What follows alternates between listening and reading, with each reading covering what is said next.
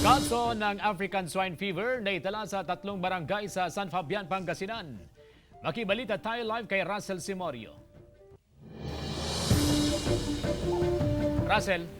CJ, umabot na rin hanggang dito sa bayan ng San Fabian ang epekto ng African Swine Fever matapos tamaan ng nasabing sakit ang ilang alagang baboy.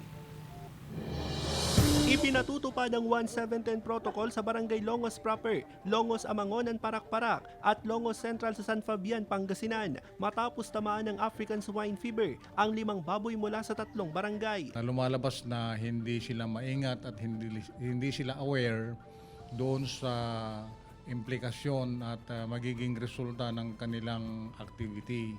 So right then and there, after several days, tinamaan na po yung kanilang stocks. Nagsasagawa ngayon ng culling operation sa barangay Longos proper at isusunod naman ang 2 pang barangay na apektado ng ASF. Naka-lockdown na rin ang 3 barangay para hindi na kumalat ang virus. Sa kabuuan, nasa 50 baboy na ang isinailalim sa culling operations. Nilockdown na po natin yung barangay na yan nang sa ganun hindi naman kapasok sa ibang barangay yung may ASF. Considering na naging positive ang namatay na baboy na 2 sa may barangay.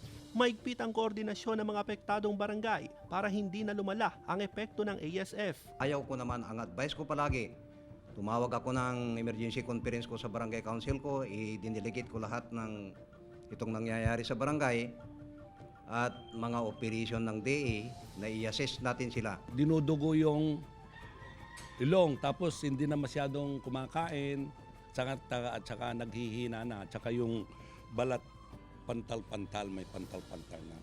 Tiniyak ng Municipal Agriculture Office na bibigyan ng tulong ang mga apektadong hog raisers.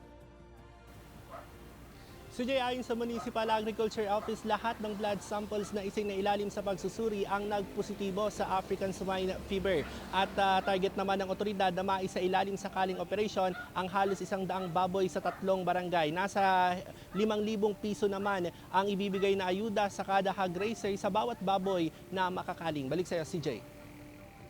Maraming salamat, Russell Simorio.